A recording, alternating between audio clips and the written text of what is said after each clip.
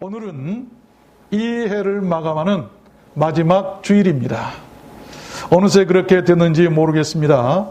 코로나 바이러스 전국에도 세월은 어김없이 그렇게 참 잘 가네요. 장마철 계곡물같이 빠르게 흐르는 것이 이 세월 같습니다. 여러분, 어떤 것을 마감하거나 정리할 때 우리 인생들에게는 한 가지 꼭 습관이 있죠. 후회하는 것이죠. 후회하는 것. 다는 아니겠습니다만 대개의 사람들이 무슨 일을 마친 다음에 꼭 하는 것이 있다고 한다면 좀 더 잘했을 걸, 왜 이랬을까 하며 후회하는 모습을 많이 볼 수가 있어요. 해밍웨이가 쓴 노인과 바다라는 소설을 여러분 잘 아실 겁니다. 한 노인 어부가 등장하죠. 근데 그 노인 어부는 이렇게 평소 동네에서 늘 놀림거리였어요. 평생 남들처럼 큰 고기 한 마리 잡아보지 못했던 어부였기 때문이죠. 그래서 그가 결심합니다. 더 늦기 전에, 내 인생을 마감하기 전에 나도 다시 바다로 나가서 한번 큰 고기도 나도 잡아보리라. 그리고 바다로 떠났죠.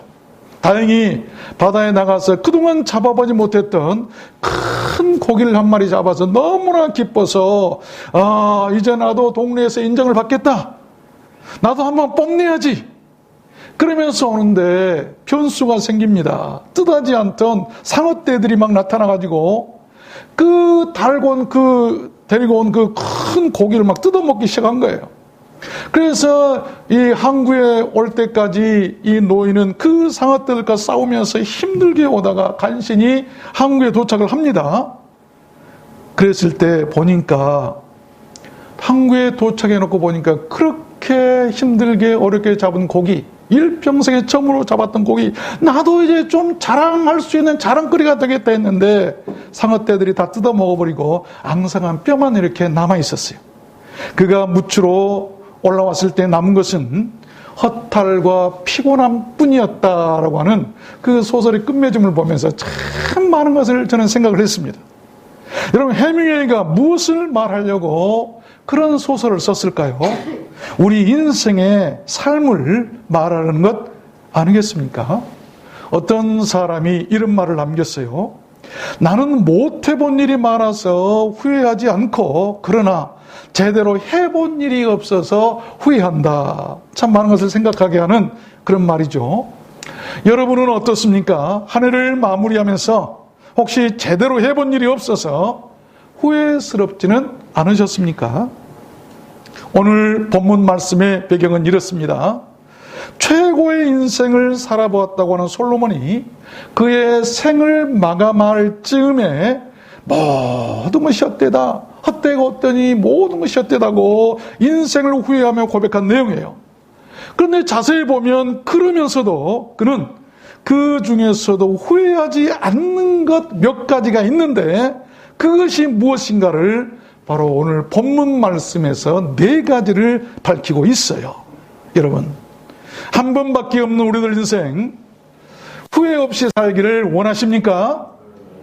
원하신 분들 한번 아멘 해봅시다. 아멘을 좀 크게 하셔야 제가 힘이 나는데.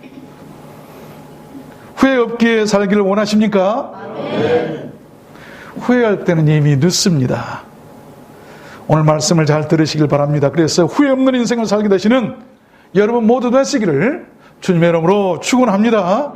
그러면 후회 없는 인생으로 사는 그 길이 무엇일까? 첫 번째는 즐거운 마음으로 사는 것이다. 즐거운 마음, 해피 마인드죠. 7절 말씀해 보니까 너는 가서 기쁨으로 네 식물을 먹고 즐거운 마음으로 네 포도주를 마실지어다. 이는 하나님이 너의 하는 일을 벌써 기쁘게 받으셨음이니라. 그렇습니다. 하나님께서 기뻐하시는 일을 하면서 기뻐하고 즐거운 마음으로 음식을 먹고 마시며 사는 것이 후회 없이 사는 길이라는 것입니다. 어떤 미국 교포가 크게 성공을 했다고 그래요. 거기에다 상당한 돈을 대출을 받아서 교포들에게 자랑하고 싶어서 거대한 저택을 샀어요. 많은 사람들이 부러워했습니다. 그런데 어느 날 일을 하다 말고 급한 일이 있어서 집에 들르게 됐는데 순간 자기 집을 본 그 광경을 보고 충격을 받았다고 그래요. 자기 부부는 이렇게 쉬지도 못하고 그 빚을 갚기 위해서 죽어라 일하는데, 가만히 보니까 그 집 가정부가 그 집의 모든 온갖 것을 즐기며 누리고 있었다는 것이죠. 주인들이 출근하자 그 가정부는 주인이 없는 그 텅 빈 큰 집에서 그 집 수영장에서 우아하게 수영을 하고 나와서는 사우나를 즐기고 고급 흔들 의자에 앉아서 우아하게 고급 와인을 마시면서 홀로 즐기고 있더라는 것입니다. 그 모습을 보면서 할 말을 잃고 탄식을 했다고 그래요. 아, 인생이란 무엇인가? 나는 도대체 무엇을 위해서 살아가는가? 참 많은 것을 생각해 보는 것 같아요. 여러분, 인생의 기쁨과 즐거움은 많은 소유가 주는 것이 결코 아니다는 것을 저는 깨달았어요. 존재나 태도, 생각이 더 큰 기쁨이나 즐거움을 준다는 것이죠. 여러분, 똑같은 사람이지만 그 부자였던 큰 저택을 사서 모든 교포들에게 자랑했던 그 사람들은 죽도록 나가서 일만 하고 있고 날마다. 그런데 아무것 가진 것 없는 그 집, 그 가정부는 그 모든 것을 자기가 누리고 살았다는 것이죠. 인상파워가 느누아르라고 하는 사람이 있는데 그 사람은 그림을 저는 참 좋아해요. 왜냐하면 그 그림을 보면 인물화들이 참 많은데 언제나 밝고 명랑하고 유쾌하고 아름답고 화려한 그림들이에요. 그런데 알고 보니까 그런 그림들은 그가 가장 가난했을 때, 아주 끔찍한 질병의 고통 속에서 팔도 잘 움직이지 않을 때 그때 그린 그림들이라고 그래요.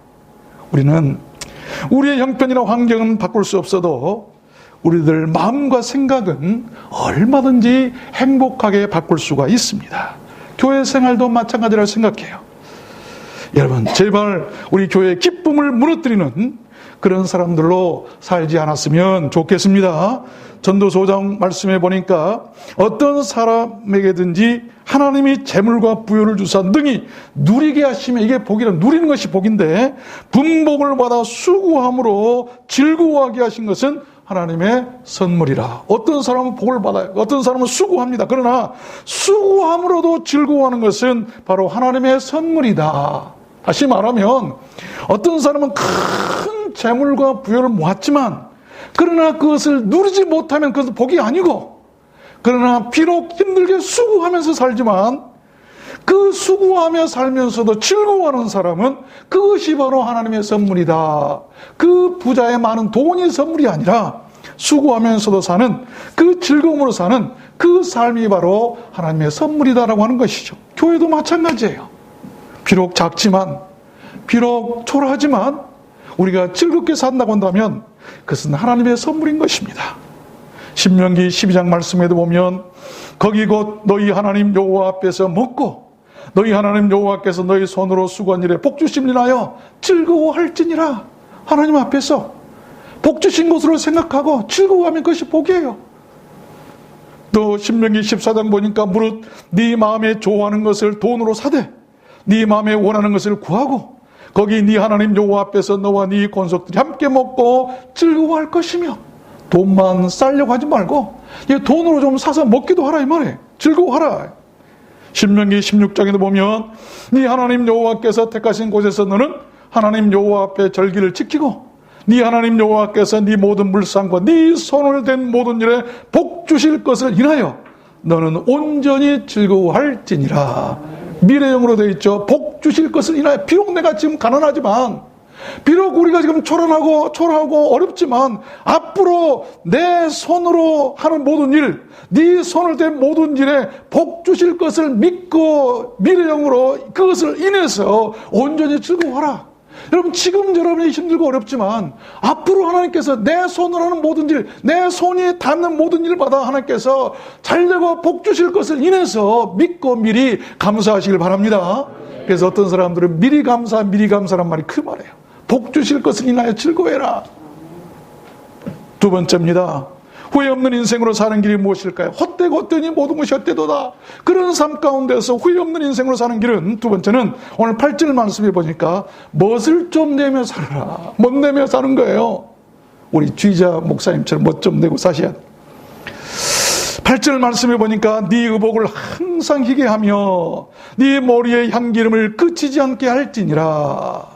옷과 향기름을 말하고 있어요. 인생을 후회하지 않게 하는 것이 또한 그렇게 못을 내며 사는 것입니다. 그 못이라고 한 말은 남에게 부담을 주거나 불쾌하게 하는 못이 아닙니다. 그 못은 바로 화려한 옷이 아니라 흰 옷이라고 성경이 기록하고 있잖아요.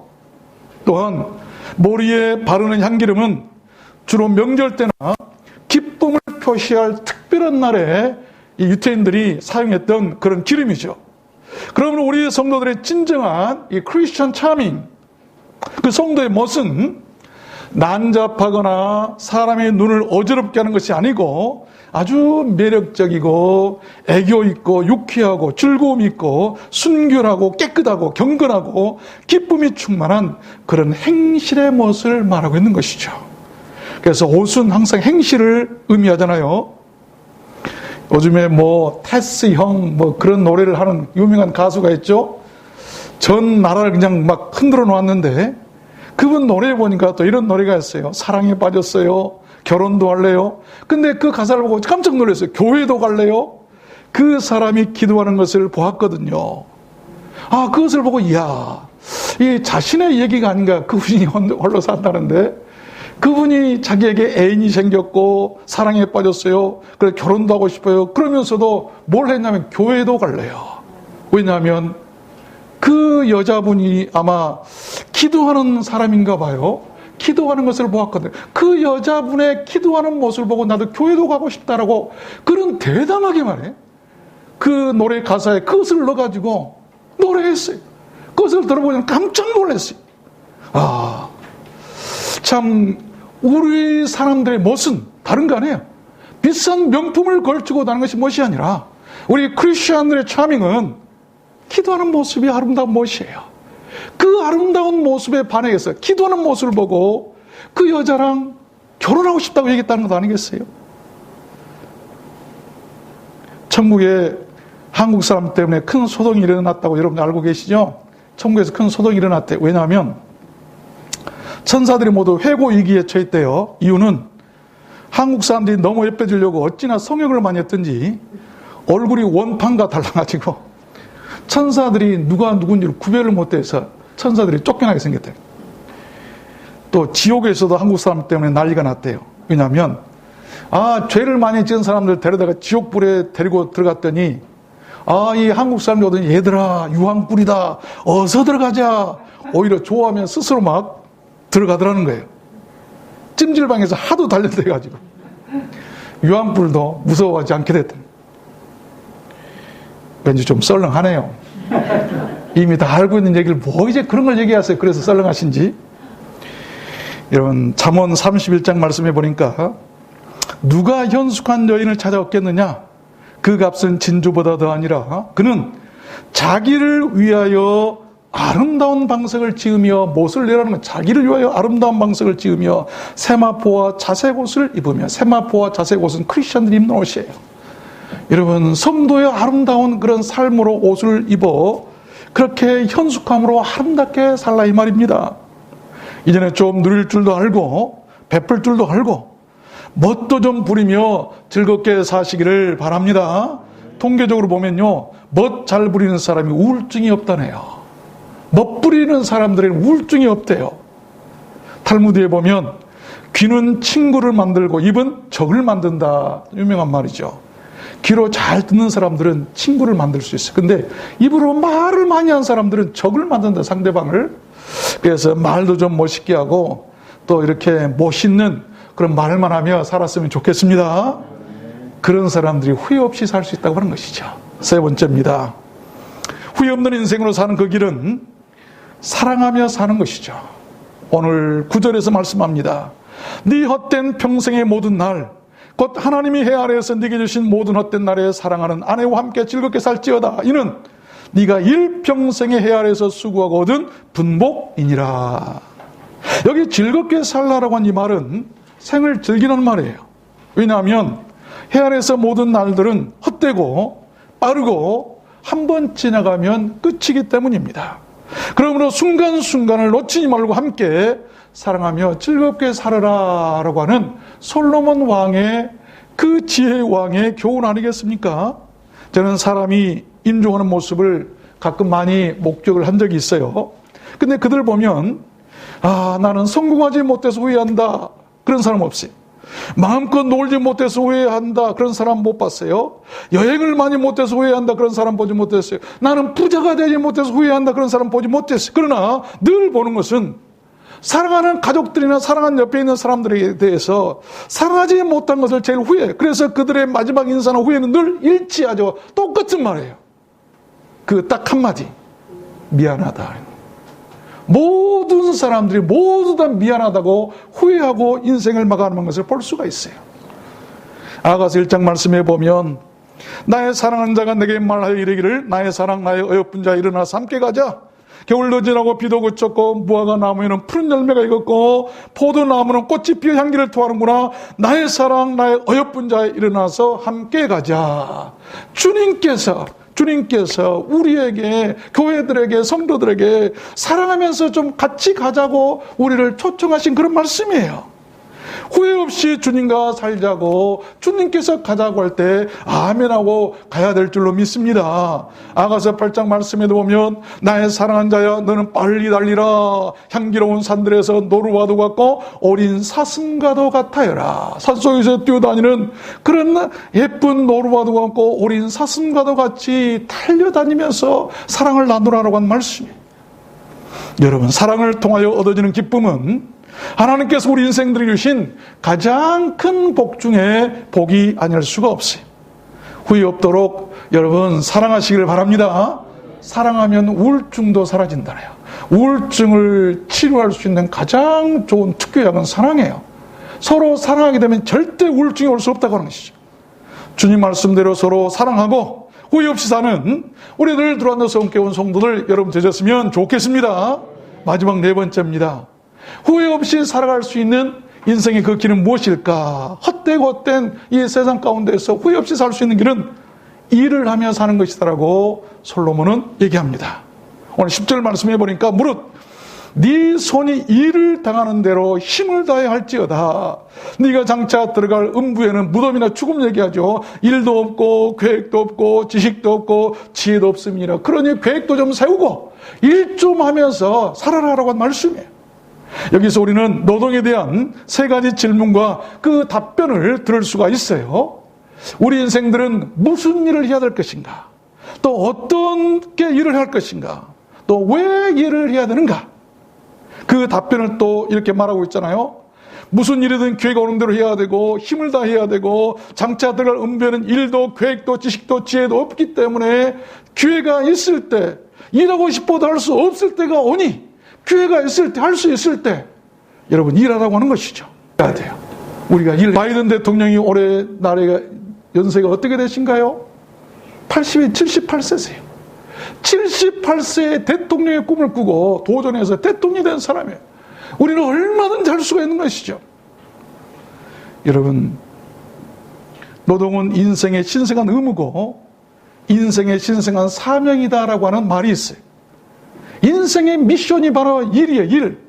하나님의 명령에 순종하는 것이고 그의 왕권과 축복에 참여하는 일이 있다고 한다면 여러분 노동이에요. 창세기 1장 28절에 하나님께서 인생들에게 축복하신 장면이 나오죠. 생육하고 번성하여 땅에 충만하라. 땅을 정복하라. 모든 생물을 다스리라. 이것은 일하라라고 한 말씀이에요. 이게 복이에요. 전도서 12장 말씀에도 보면 너는 청년의 때 곧 권고한 날에 이르기 전 나는 아무 낙이 없다고 할 해가 가깝기 전에 너의 창조자를 기억하라. 해와 빛과 달과 별들이 어둡기 전에 그리하라. 은줄이 풀리고 금그릇이 깨어지기 전에 그리하라. 은줄이나 금그릇은 화려한 젊음의 때를 얘기하고 있어요. 곧 깨진다. 다 풀려진다. 힘없게 된다. 그러하기 전에 창조주 하나님을 기억하고 하나님이 기뻐하실 일을 하라고 한 말씀이에요. 이런 것이 많은 사람은 그 인생을 결코 후회하지 않을 것입니다. 그 마지막 순간도 뿌듯하고 행복할 것입니다. 특별히 하나님께 대한 일을 많이 한 사람은 그 마지막 순간이 더 평안하고 더 기쁘고 더 감사하고 더 행복할 것입니다. 어떤 사람이 후회하지 않기 위해서 이런 시를 썼답니다. 잘 들어보시길 바랍니다. 누가 썼는지는 모르겠어요.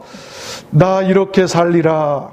캐리어를 끄는 관광객으로 살기보다는 십자가를 끄는 순례자로 살 것이라. 나 이렇게 살리라.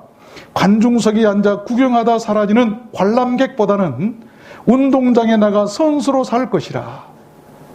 나 빨리 가려고 혼자 가지 않으리라. 비록 느려도 더 멀리 가기 위해 다 같이 가리라. 가진 것 없어도 넘어져 무릎 깨지고 다쳐도 나 좋을 것이라. 부끄럽지만 나는 목사이고 제자이기 때문이라. 아멘을 안 하시네. 후회 없는 인생. 말씀을 맺겠습니다. 유발 하랄이라고 하는 사람이 호모 데우스라고 하는 유명한 책을 썼어요. 그 책을 보면 재밌는 얘기가 나와요. 작은 파리 한 마리가 큰 도자기 가게를 이렇게 다 부셔버린다라고 하는 그런 방법에 대한 이야기인데, 여러분 얼른 생각하면 파리 한 마리가 어떻게 이렇게 작은 파리 한 마리가 도자기 가게를 부술 수 있을까요? 불가능하죠. 그런데 그 사람은 그 방법이 있답니다.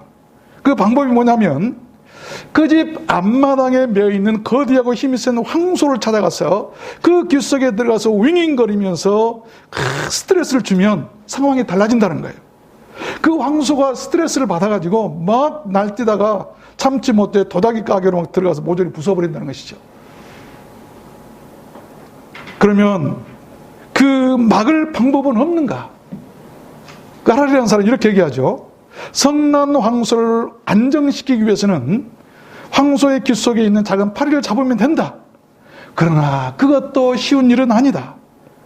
어떻게 해서 한번 파리를 잡았던들 다른 파리가 언제 어떻게 황소의 귀 속에 또 들어올지 알 수 없기 때문이다.